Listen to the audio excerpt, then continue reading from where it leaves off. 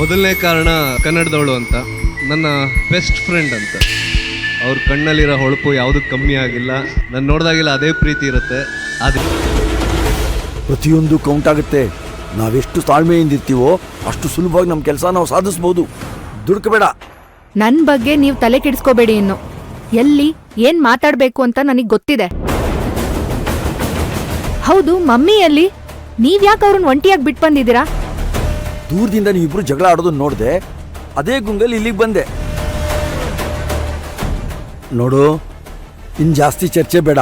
ಬಾ, ಇಲ್ಲೇ ಇದ್ರೆ ಇನ್ನೂ ದೊಡ್ಡ ದೊಡ್ಡ ಅನಾಹುತ ಮಾಡ್ಬಿಡ್ತೀಯ. ನೀನು ಬ್ರಾಡ್ಕಾಸ್ಟ್ ಮಾಡಿ ಇಟ್ಬಿಡ್ತೀಯ. ಬಾ.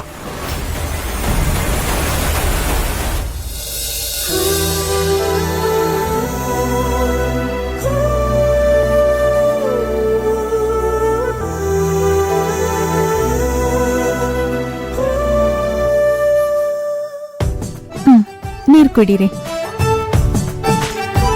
ಮೇಡಮ್. ಸುಮ್ಮನೆ ಹೇಳೋದಲ್ಲ, ನೀವು ತುಂಬಾ ಮುದ್ದಾಗಿ ಕಾಣ್ತಿದ್ದೀರಾ. ನೀವು ಮದ್ವೆ ಆಗೋ ಹುಡುಗ ತುಂಬಾ ಅದೃಷ್ಟ ಮಾಡಿದ್ದಾರೆ.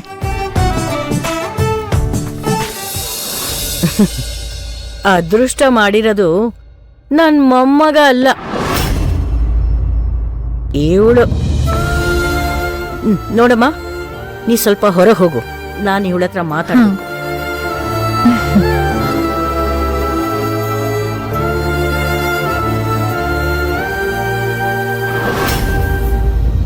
ಏನಮ್ಮ, ಮದುವೆ ಹೆಣ್ಣೆ ನಿಶ್ಚಿತಾರ್ಥಕ್ಕೆ ರೆಡಿ ಆಗ್ಬೇಕಾ? ಹೌದಜ್ಜಿ. ತುಂಬಾ ಖುಷಿಯಾಗಿರ್ಬೋದಲ್ವಾ? ಅಂದ್ಕೊಂಡ್ ಕೆಲ್ಸನ ಸಾಧಿಸ್ಬಿಟ್ಟೆ ಅಂತ. ಎಲ್ಲೋ ಹುಟ್ಟಿ ಎಲ್ಲೋ ಬೆಳೆದು ಎಲ್ಲಿಂದ ಎಲ್ಲಿಗೋ ಬಂದು ಏನೇನೋ ನಾಟಕ ಮಾಡಿ ನಮ್ಮಂತವ್ರ ಮನೆ ಹುಡುಗನ್ನ ಕೊನೆಗೂ ಬುಟ್ಟಿ ಹಾಕೊಂಡು ಜೀವನಾನ ಸೆಟ್ಲ್ ಮಾಡ್ಕೊಂಬಿಟ್ಟೆ. ಜಾಣೆ ಕಣೆ ನೀನು. ನಿನ್ನ ಹುಟ್ಟಿಸ್ದವರು ನಿನ್ ಬಗ್ಗೆ ಅದೇನ್ ಕನಸ್ ಕಂಡಿದ್ರೋ ಏನೋ ಗೊತ್ತಿಲ್ಲ. ಆದ್ರೆ ನನ್ ಮಗಳು ಅವಳ ಮಗನ್ ಮದ್ವೆನ ಎಂತೆಂಥವ್ರ ಜೊತೆ ಮದ್ವೆ ಮಾಡ್ಬೇಕು ಅಂತ ಕನಸ್ ಕಂಡಿದ್ಲು ಗೊತ್ತಾ? ನನ್ ಮಗಳು ಅವಳ ಜೀವನದಲ್ಲಿ ಯಾವ ಕೆಲ್ಸ ಕೈ ಇಟ್ರು ಸೋತವಳೆ ಅಲ್ಲ. ಆದ್ರೆ ಅವಳ ಮಗನ ವಿಚಾರದಲ್ಲಿ ಮೊದಲನೇ ಸಲ ನೀನ್ ಅವಳನ್ನ ಸೋಲು ಹೋಗ್ ಮಾಡ್ಬಿಟ್ಟೆ.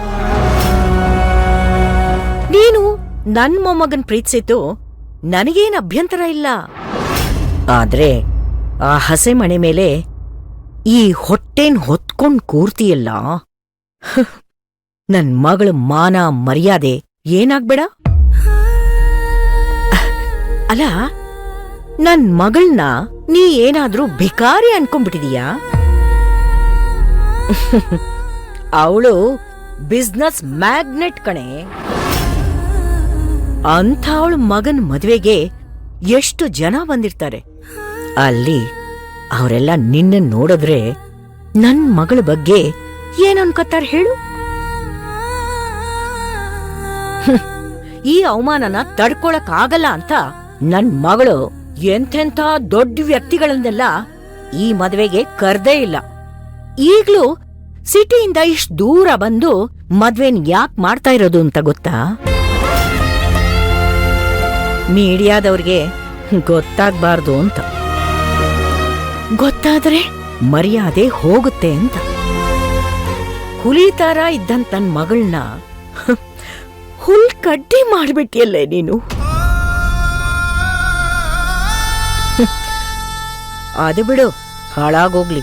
ಆದ್ರೆ ಈಗ ನೀನ್ ನಿಶ್ಚಿತಾರ್ಥಕ್ಕೆ ರೆಡಿ ಆಗ್ತಾ ಇದೆಯಲ್ಲ, ಅದ್ರ ಸಂಪ್ರದಾಯ ಏನು ಅಂತ ನಿನಗ್ ಗೊತ್ತಿದ್ಯಾ? ನಿನ್ ಪರವಾಗಿ ನಿನ್ ಹೆತ್ತೋರು ಬೀಗರ ಜೊತೆ ತಟ್ಟೆನ ಬದ್ಲಾಯಿಸ್ಕೋಬೇಕು. ಗಂಡಿಗೆ ತವ್ರ ಮನೆ ಕಡೆಯಿಂದ ಬಂಗಾರದ ಆಭರಣಗಳನ್ನು ತೋರಿಸ್ಬೇಕು. ನಿಮ್ ಕಡೆಯಿಂದ ಯಾರ್ ಬಂದು ನಮ್ಮ ಅಥರ್ವಂಗೆ ಒಡವೆಗಳನ್ನ ಹಾಕ್ತಾರೆ? ಆ ಭೈರವಿ ಅಪ್ಪನು ದೊಡ್ಡದಾಗಿ ನಿನಗೂ ಸೇರ್ಸಿ ವರೋಪಚಾರ ಮಾಡ್ತೀನಿ ಅಂತ ಒಪ್ಕೊಂಡಿರ್ಬಹುದು. ಆದ್ರೆ ನಿಶ್ಚಿತಾರ್ಥದಲ್ಲಿ ಅವರು ಅವ್ರ ಮಗಳ ಪರವಾಗಿ ಕೂತಿರ್ತಾರೆ. ನಿನ್ ಪರವಾಗಿ ಯಾರು ಕೂತ್ಕೋತಾರೆ? ಅದು ಹಾಳಾಗೋಗ್ಲಿ, ತುಂಬಿದ ಗರ್ಭಿಣಿ ನೀನು. ಹೆರಿಗೆ ಆದ್ಮೇಲೆ ತವ್ರ ಮನೆಯಲ್ಲಿ ಬಾಣಂತನನ ಮಾಡಿಸ್ಕೊಳ್ಳೋದು ವಾಡಿಕೆ. ನಿನಗ್ಯಾವ ಮನೆ ಇದೆ?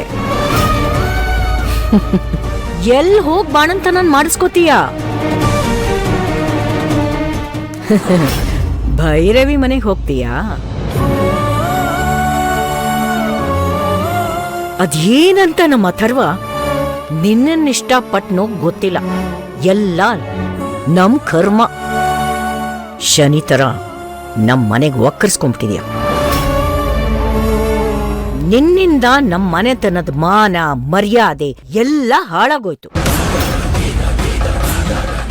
ಇನ್ನು ಈ ಕಣ್ಣಲ್ಲಿ ನಾನು ಅದೇನೇ ನೋಡ್ಬೇಕು.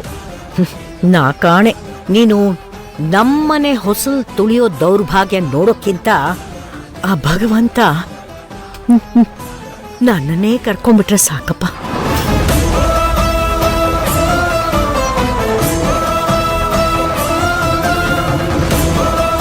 ಭವಾನಿ ಅಕ್ಕ,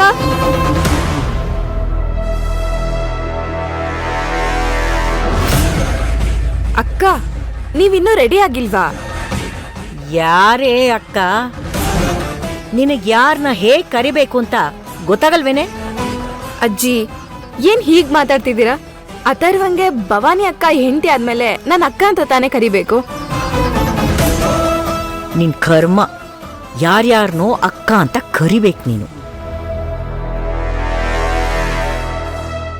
ಅಕ್ಕ ಸ್ಟೇಜ್ ಹತ್ರ ಕರೀತಾ ಇದಾರೆ, ನೀವಿನ್ನೂ ರೆಡಿ ಆಗಿಲ್ವಾ? ಒಂದ್ ನಿಮಿಷ, ಜಾನ್ಸಿನ್ ಕರಿತೀರಾ? ಸರಿ.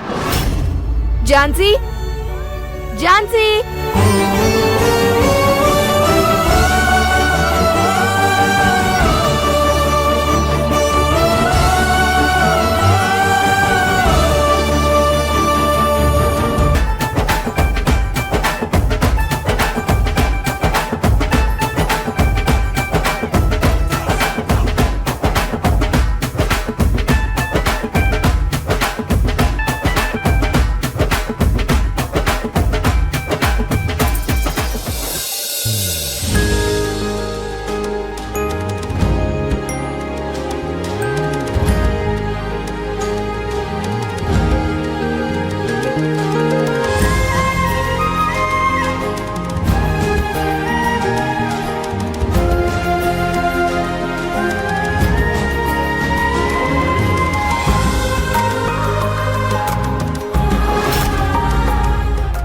ಡ್ಯಾಡ್, ಅಕ್ಕನ ಪರವಾಗಿ ನೀವೇ ತಾಂಬೂಲ ತಗೋತೀರಾ ಪ್ಲೀಸ್? ನಾನು ನಿಂಗೆ ಎಷ್ಟು ಸಲ ಹೇಳಿದ್ದೀನಿ, ತಂದೆ ಸ್ಥಾನದಲ್ಲಿ ನಿಂತು ನಾ ಎಲ್ಲ ಮಾಡ್ತೀನಿ ಅಂತ. Thanks dad.